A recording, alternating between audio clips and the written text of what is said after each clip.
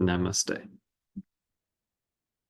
Today I'd like to discuss what I consider to be one of the more important philosophical concepts in yoga, and that is whatever is happening in the macrocosm is also reflected in the microcosm. So our internal and external realities are constantly mirroring each other.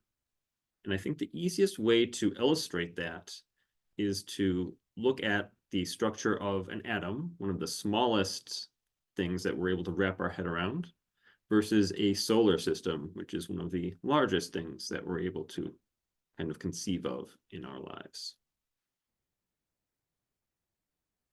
So here we have the nucleus of an atom composed of your protons and your neutrons, and that's surrounded by, in this case, 3 shells of electrons. And if you look just underneath that, you can see our solar system, or any solar system where you have the planets in a similar manner orbiting the central star, in our case, Sol. So what's happening in the most minute level of our own atomic structure is so similar to what's happening on a larger scale, all the way outside of our own planet and into the solar system, into the universe. So how do we apply this to our yogic practice? Well, I'd like to talk about 3 different ways in which it's important. First, we can think of our Surya Namaskarasana practice. So we're doing our sun salutations and we're saluting the sun. So yes, we are saluting the external sun that is a source of life on our planet, but also we're saluting the internal solar energy that we all have.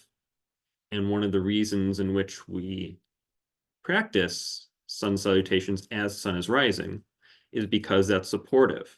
When the actual sun outside of us, the macrocosm, is rising, that's supportive of us doing this practice to increase the solar energy of our own self, the microcosm.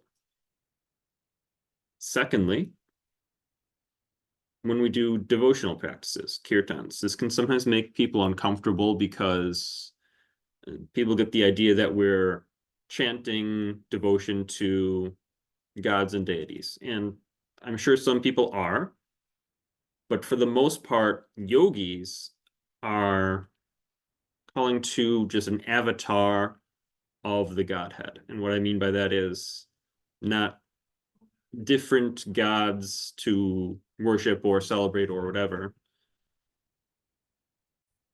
but rather just external aspects that we can use to cultivate that same quality within ourselves.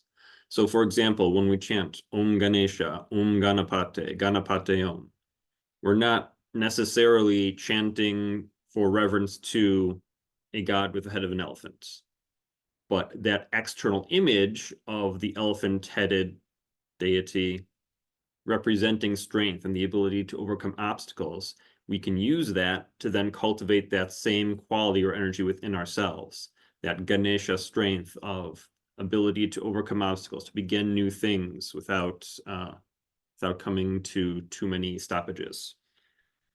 So it's less of worshiping some specific deity and more cultivating that strength, that quality that we externally relate to within ourselves. And the third thing I'd like to talk about is probably the most important, and that's on a, I guess, less large scale, our internal selves affecting our environment and vice versa. So as you recall, one of the 4 sources of prana in ourselves is our environment. So it makes a difference whether we're out in a peaceful meadow in nature versus in a noisy, hustling urban environment with lots of honking and maybe some less than peaceful attitudes surrounding us. And so this is a very good reminder to surround ourselves with like-minded individuals who are on a spiritual path whenever possible, and to do our yoga practice in supportive environments, nurturing environments. However, the converse is also true, that what's happening within us is affecting our own environment. And there have been studies where they've taken yogis and had them meditate in prisons for an extended period of time. And then statistically, they've seen the amount of riots and poor behavior, violence, and everything, crime in the prisons has gone down dramatically due to the effect of those yogis. So what we do as yogis is affecting what's around us. And this is why most yogic scriptures will say that the most important thing for a yogi to do is to enlighten themselves, to get to this point of equanimity, to where we're not going to be triggered by external forces and be able to kind of exude this peace surrounding us, apo dipo bhav, enlightening ourselves to support the enlightenment of others. So that's the goal. It's easier said than done, but hopefully just framing it in this way is helpful in some way.